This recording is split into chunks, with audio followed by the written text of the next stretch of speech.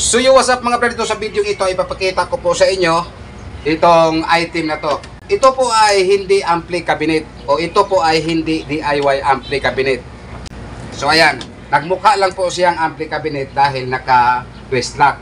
Pero dito sa video ito ay ipapakita ko po sa inyo kung ano po to. Ayan, ipapakita ko po sa inyo kung ano po tong item na to.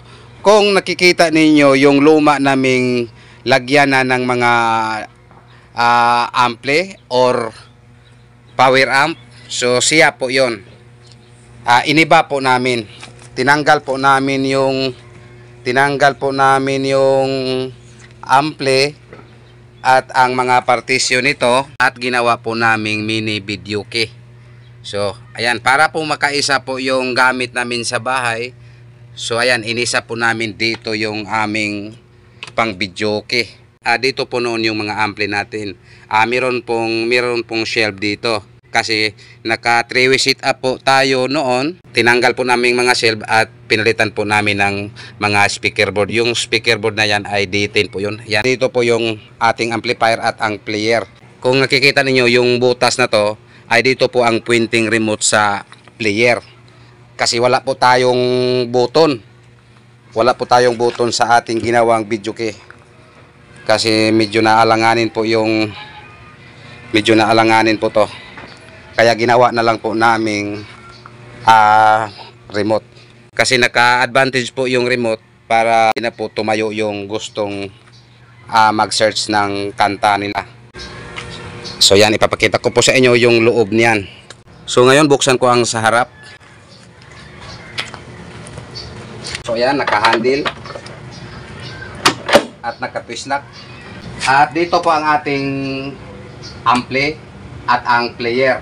Lagyan pa namin ng hinges para maganyan po ang sistema niya. So ayan, parang magkaganyan. Lagyan pa namin dito ng hinges.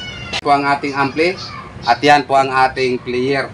At dito po sa itaas yung ating TV. Wala pa tayong TV.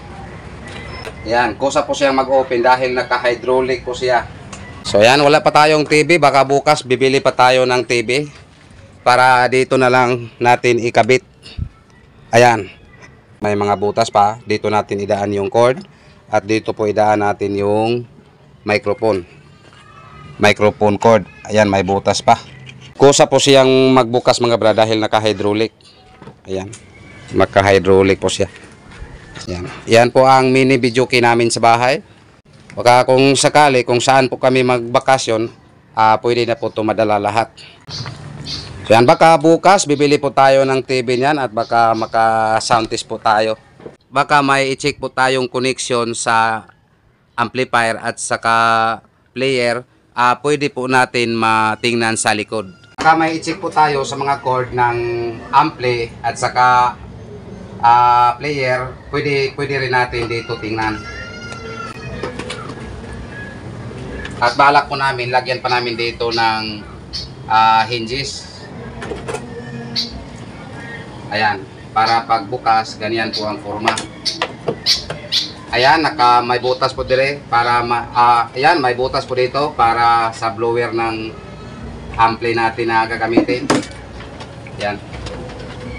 Yan, lagyan pa namin dito ng hinges para maganyan na lang po ang forma. Ayan. So, baka bukas, isa-sound test po ito natin. Pag matapos na ito, ma-sit up.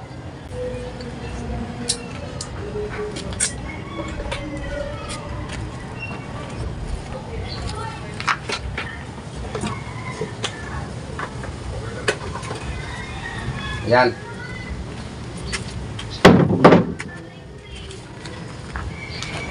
Yan po ang mini video key natin mga brad. Ayan.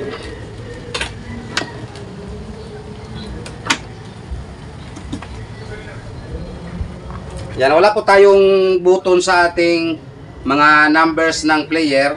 Kaya linagyan po natin ang butas dito para dito po i-point yung remote or pwede rin pa ganyan. Pero linagyan na lang namin dito para hindi po tumagalaw sa mga bata. Ayan. Para dito na lang po mag-point remote sa player. Ayan, dito po ang TV natin. Dito po baka pwede po mailagay yung song box at Dito po baka pwede po dito malagay ang songbok at saka microphone. Yan, naka-hydraulic jack po, naka-hydraulic po siya. Yan, 2 piraso. Yan, tag-iisa bawat gilid. Ayan. Para hindi po siya kusa magbukas, ilalak po natin yung twist lock.